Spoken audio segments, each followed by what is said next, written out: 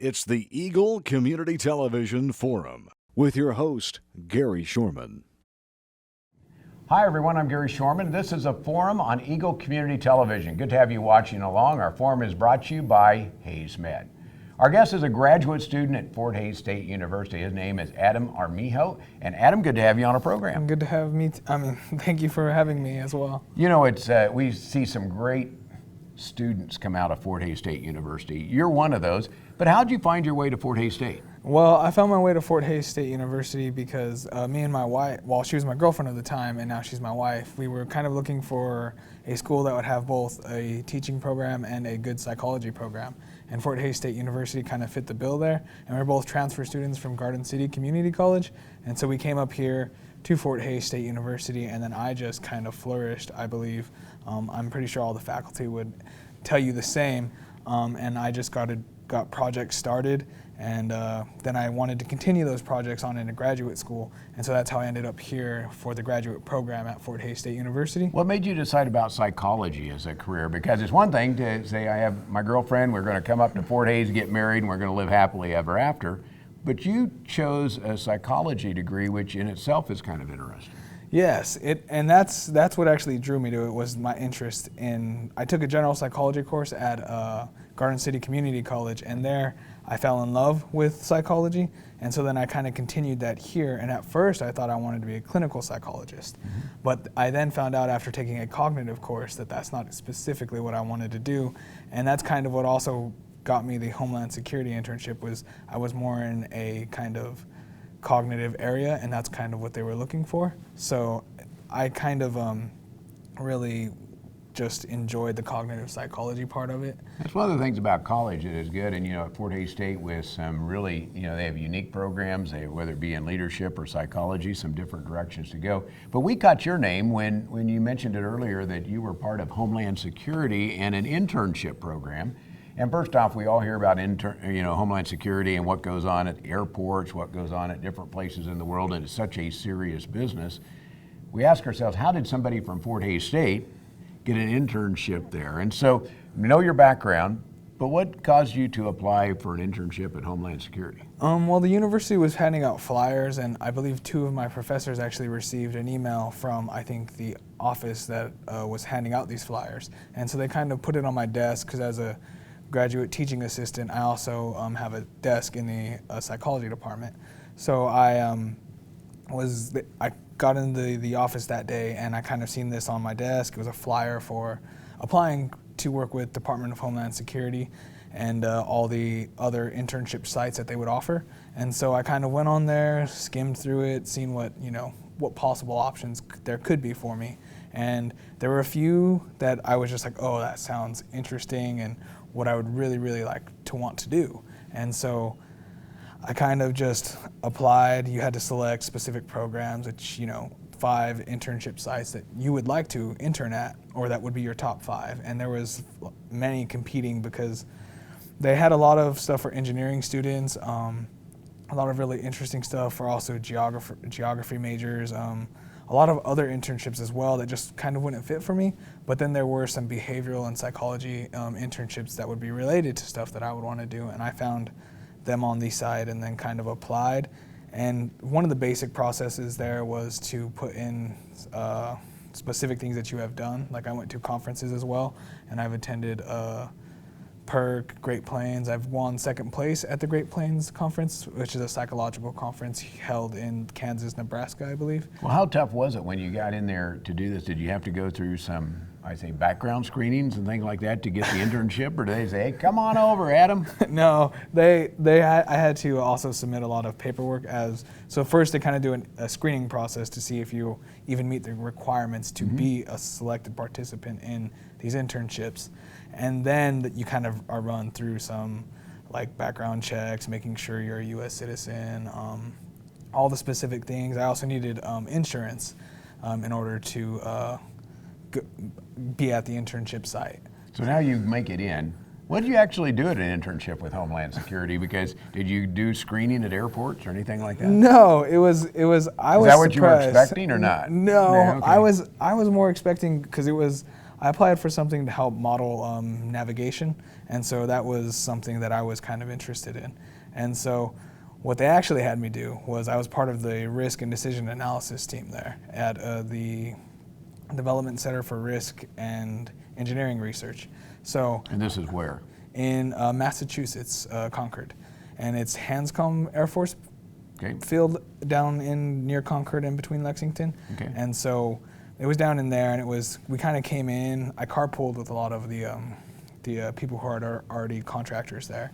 And we would come in, we'd work on specific publications, writing them up, editing them, getting them ready for publication, and kind of also trying to create a theoretical background on why we believe our specific models were working or not working. That's an interesting field because so much of what goes on to, I'm sure Homeland Security deals into trying to look into the future and think ahead.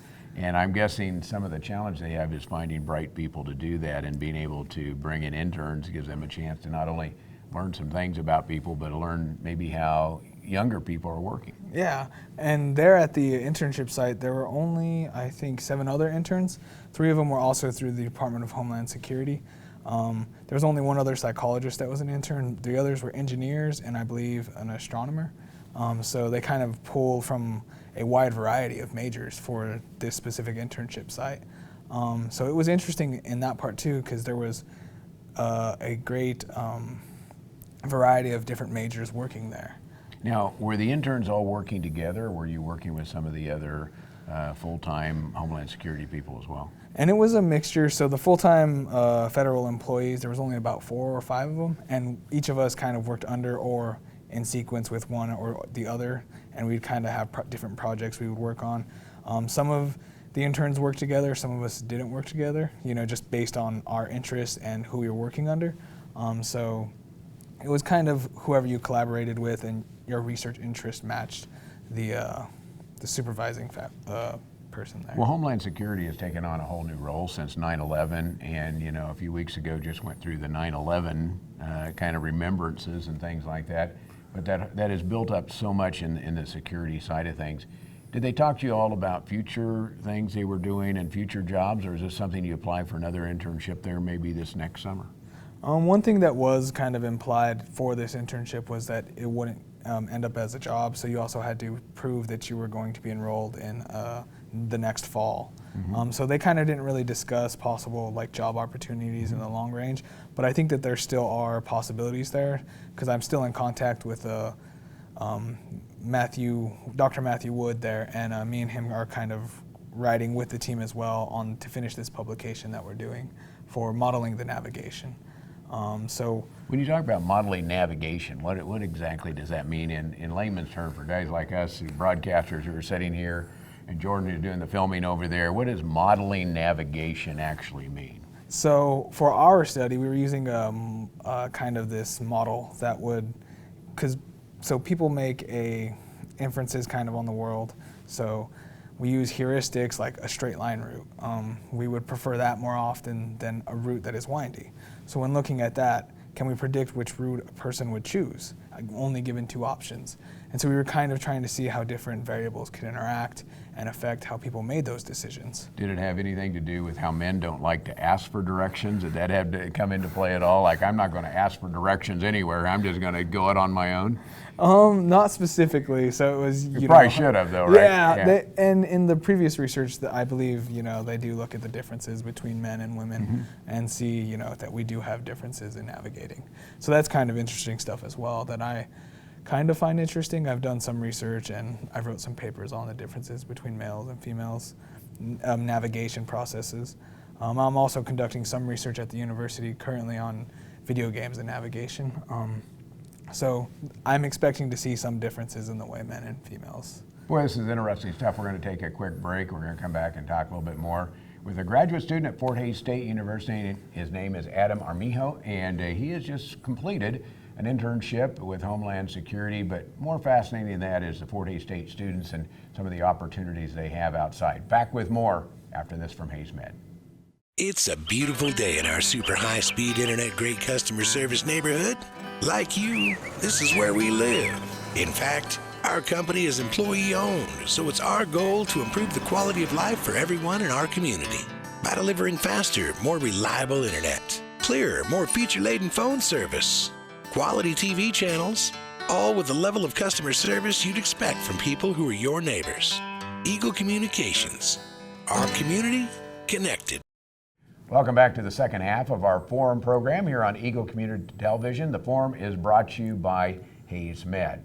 If you have any questions, comments, ideas for great programs like this one, send them to me at gary.shorman@eaglecom.net. You can also go online on Facebook, and if you just type in ECTV Forum, you can find us there, like us as your friend, and we'll keep you updated on some of the programs we have here on the Forum program.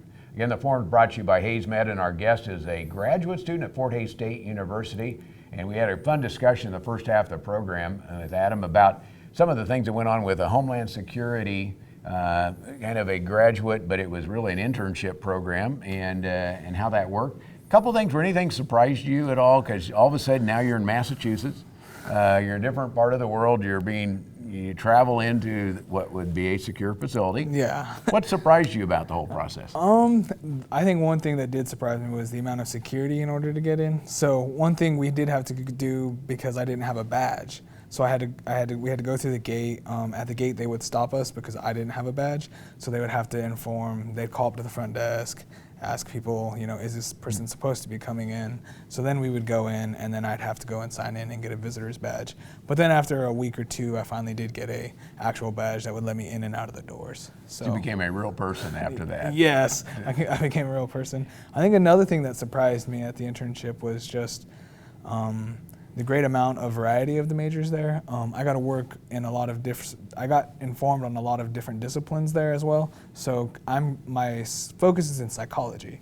So I know a lot of psychological knowledge, but some of the other stuff, like the engineering side, I hadn't known much about. So I haven't taken any engineering courses or anything like that. So they kind of informed me on the different processes that they use.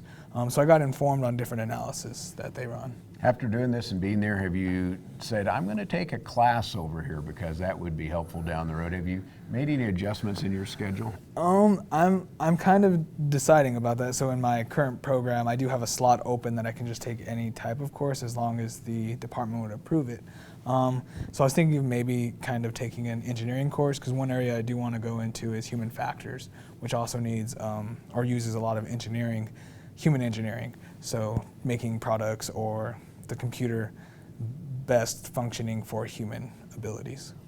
Well, Adam, it's been fun having you on the program because we talk a lot about some of the great students that come out of Fort Hays State University. Obviously, you fit into that category, but you're involved in all sorts of things at the campus as well, not only just your degree and what you're working on as a graduate student. Yeah, thank you for saying that I'm a great student. I often don't give myself the courtesy of that. Well, I'll call your professors later on and see if they concur. Okay. But one other thing I'm the president of the Graduate Association of Students in Psychology. We are trying to also bring in some people from the psychological field and bring them to the students so that they can have a better understanding of what psychology actually is. A lot of the students here probably only take general psychology courses, and we're trying to get maybe bring in 1 or 2 speakers in the spring so that would be interesting to them, and so just kind of show them the different sides of psychology, I think, would be fun for them and us, because we also get to meet different faculty at different universities. We'll be at Oktoberfest at a booth for the Graduate Association of Students in Psychology. You make rocks, or what do you make there? What are you selling? Do you know for sure yet? Well, we'll actually have a meeting today on kind of trying to decide what we will make and then what will get approved by the university to sell. We will have some shirts. We're thinking of selling beer rocks. Maybe, depending on the weather here, we might be selling some soup. Yeah, because or stocking hats. It was pretty chilly last time. So, well, congratulations on your internship. Will you do an internship this next year, or will you? How many more years of school do you have in your curriculum? Currently, I do plan on maybe applying to the Department of Homeland Security internship again, seeing the other possibilities that I could get. There will also be maybe even applying to different types of internships. Since I was new to the process, I may be able to also find other possible outlets that I could internship at. So I do plan on doing another internship in the summer, but I also do plan on going on to get a PhD in something psychology related or experimental psychology related. Very good. Adam, thanks for being on our program. Yeah, thank you guys for having me. And thanks for being a great Fort Hays State student. Out there you're watching a great example of some of the terrific people we have coming out of Fort Hays State University. Adam Armijo has been our guest. He was an intern at Homeland Security this summer and is a graduate student now at Fort Hays State. Thanks for watching The Forum. It's brought to you by HaysMed and by Eagle Communication, our community connected. HaysMed is your first and best choice for healthcare. They're the only facility providing tertiary level services in this region. With more than 70 physicians and 26 specialties ranging from heart, orthopedic, spine care, cancer, obstetrics and gynecology, wound care, rehabilitation and surgery, including the Da Vinci robotic surgery, HaysMed is your comprehensive health provider for people throughout Western Kansas. HaysMed, helping people be healthy.